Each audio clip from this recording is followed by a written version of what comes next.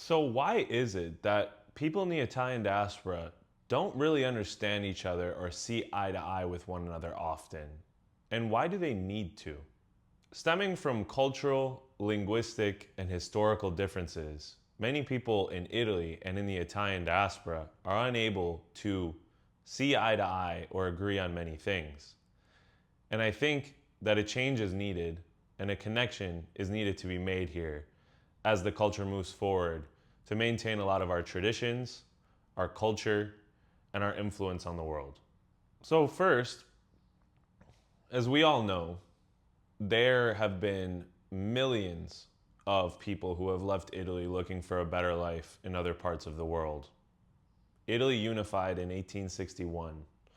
And in the period thereafter, there was a lot of poverty, there was a lot of difficulty in the new country, and a lot of people began to leave the country looking for new opportunities elsewhere, which led to the Great Wave of immigration, which was approximately between the 1880s and the 1920s, which sent millions of Italians to countries like the United States, Brazil, Argentina, Canada, and beyond. And then another huge wave came after World War II when Italy was obviously defeated as part of the Axis powers. And there again was a lot of lack of opportunity, poverty, and destruction after the war. So a lot of those uh, citizens of Italy that couldn't make ends meet or wanted to look for a better opportunity elsewhere went to places again like the United States, Canada, Australia, Venezuela, and beyond. And also other countries in Europe like France and Germany and Switzerland. I can go on and on and on about all the places that Italians went, but I'm sure that you all know that. And I'm sure that you all know the massive regional differences that Italy has as well, which has significantly influenced the culture of the peninsula and also the cultures of where the immigrants went when they left the country and the influence there. So, as you can imagine, we many of us have not lived it as we are not the immigrants in our family, but our ancestors were. It's probably incredibly hard to leave the land where dozens of generations have lived and for hundreds of years and going to a completely new place with a new way of life, new language, maybe just different customs in general, which is what happened to a lot of people when they left Italy looking for opportunities in the rest of the world or a better life. And this led to being a very strong culture overall, the Italian culture, and strong regional cultures as well within it. I think a lot of the base values stayed with a lot of these immigrants when they arrived to their new land, but also with their descendants, for example, me included, who through the generations got these traditions, values, and cultural aspects passed down. But when you look at the world as a whole, there's Italian people that went everywhere. So you have Italian diasporas in different countries like within Europe, within South America, within North America, and Australia, South Africa, all these different places. So naturally, because of geographic and local cultures, these Italian diasporas became different. Even if, for example, people left the same village in Sicily 100 years ago and went to the US, and then one went to France, and then one went to Brazil, there's going to be different cultural differences. The language was different, the food was different, the way of life was different, and a lot of people adapted to where they lived and kind of mixed into the local culture. So I think a lot of the issue within the Italian diaspora seeing eye to eye is the fact that there are obviously linguistic differences, but there's also those cultural differences on the surface level because you may have some Brazilian customs or some Canadian customs or some French customs, and that doesn't really align on the surface level with that other person. And seeing them as a brother or a sister can sometimes be hard when you don't speak the same language or when you don't have some of the same basic day-to-day customs because you live in different countries or were raised in different countries.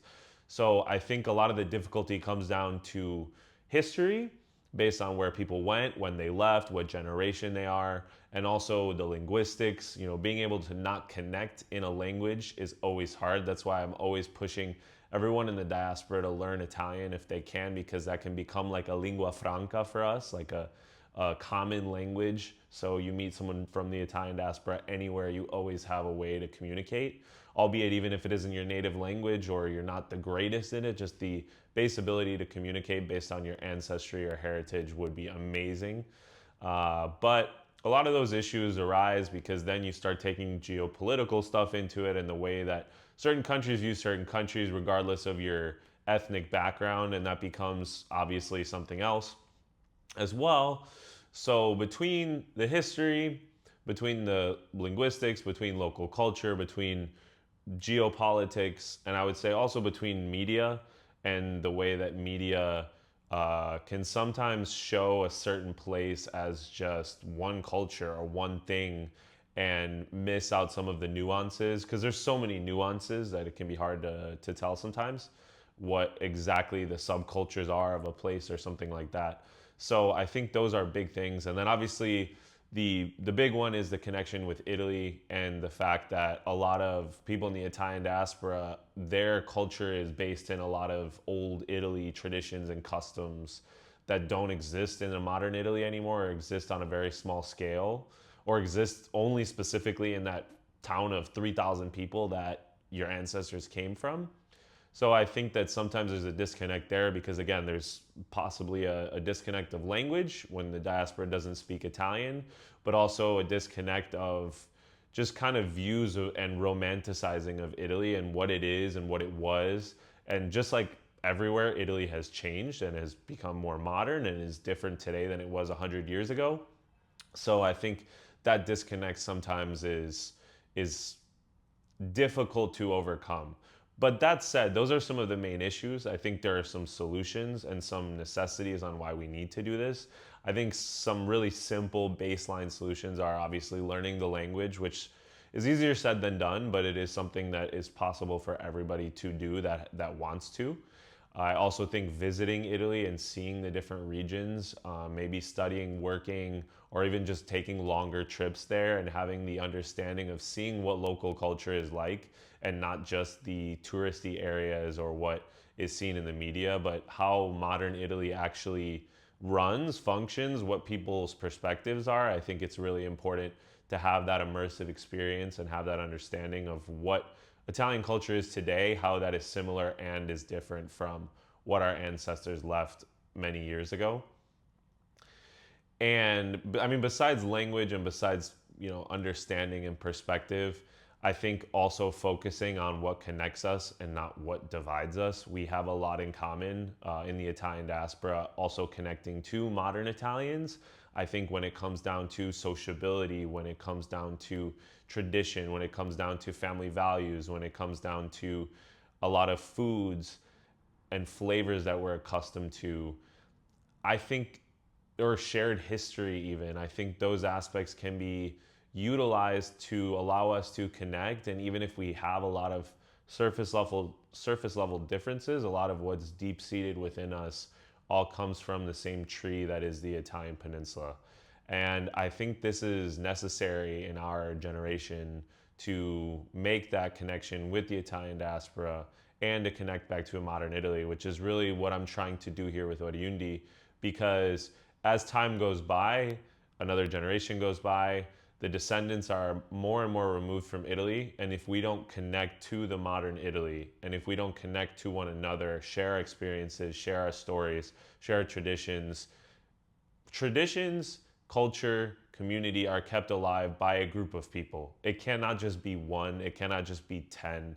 It has to be a lot. So casting a wider net and not just connecting with your local community, say in New York City, but also being more connected on a global scale or a national scale even, is going to be huge for pushing forward a lot of the things we don't want to lose in our culture, which are culture, traditions, foods, history, stories, like a lot of those things that we hold dear to us from our families that a lot of other people do as well.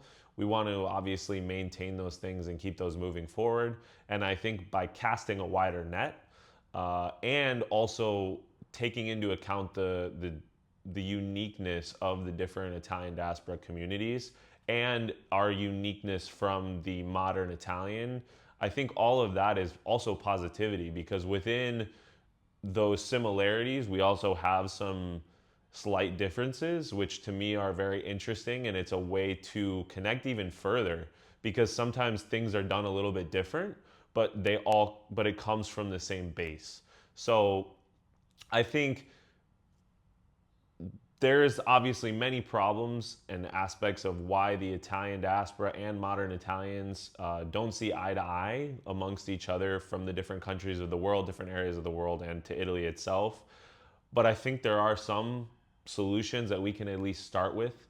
Like I mentioned, language, visiting Italy, getting that perspective, and also looking for similarities and looking for commonalities instead of just focusing on differences. As we move in the diaspora more and more generations away from Italy, there is somewhat of a watering down of our culture. Uh, our some traditions get lost, memory gets lost of certain things. And so, by being strong with a community and being strong with a lot of people on not just a local but also a national and global scale, will allow us to continue to move forward one of the most beautiful cultures in the world that has left its mark everywhere.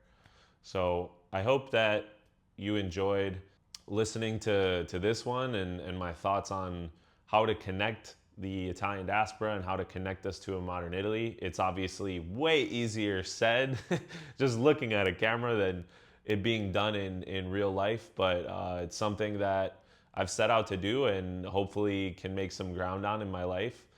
And I want to hear your comments and your thoughts down below on what you see as some of the issues of connecting the Italian diaspora, but also what are some solutions and why is it important that we stick together and move forward our beautiful cultures and subcultures into the next generation.